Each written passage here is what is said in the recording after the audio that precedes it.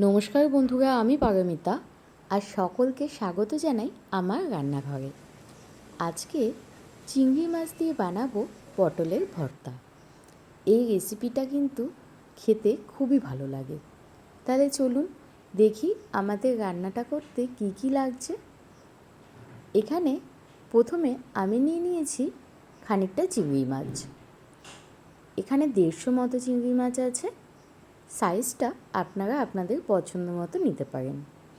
আর নিয়েছি 3টে পেঁয়াজ, 8-9টা পটল কুচিয়ে নিয়েছি, গোটা রসুন, খানিকটা থেতো লঙ্কা, সর্ষের তেল, এখানে 4 চামচ সর্ষের তেল নিয়েছি আমি, খানিকটা কালো জিরে, 1 চামচ হলুদ আর 1 চামচ নুন। নুনটা আপনারা আপনাদের স্বাদ অনুযায়ী দিয়ে নিতে পারেন।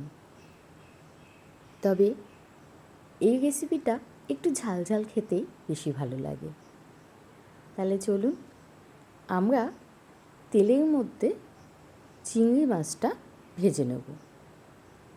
চিংড়ি মাছটা আমরা নুন আর হলুদ দিয়ে ভেজে নেব। তারপর সেই তেলেই ভেজে নেব খানিকটা পেঁয়াজ। পেঁয়াজটা ভালো করে ভাজা হলে এর মধ্যে দিয়ে দেব রসুন আর লঙ্কা।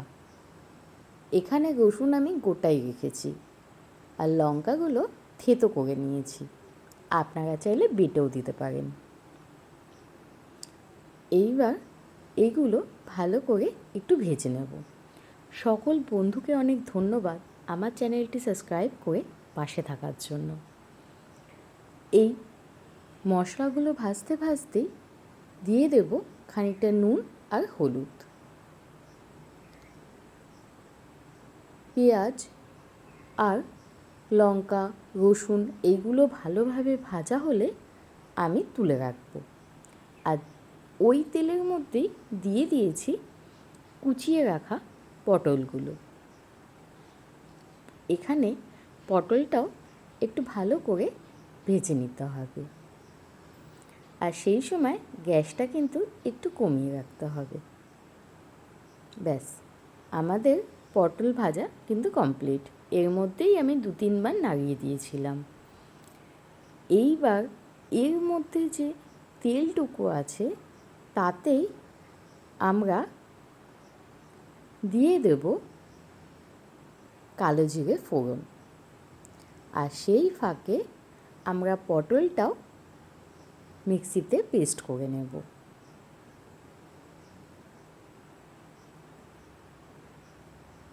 ব্যাস, কালো জিরে আমাদের দেয়া হয়ে গেছে। কালো জিরে খানিকটা ভেজে উঠলেই আমরা দিয়ে দেবো পেস্ট করে রাখা পটলটা। এই রেসিপি কিন্তু ভাত দিয়ে খেতে দারুণ ভালো লাগে। এক পদেই প্রায় অনেকটা ভাত খেয়ে নেওয়া যায়।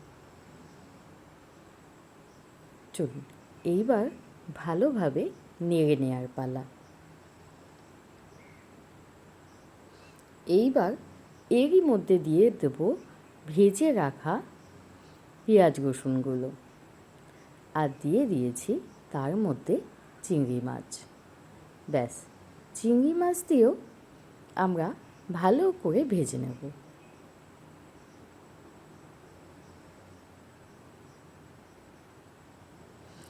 ভালো করে শুকনো করে ভেজে নিলেই এই রেসিপি কিন্তু রেডি।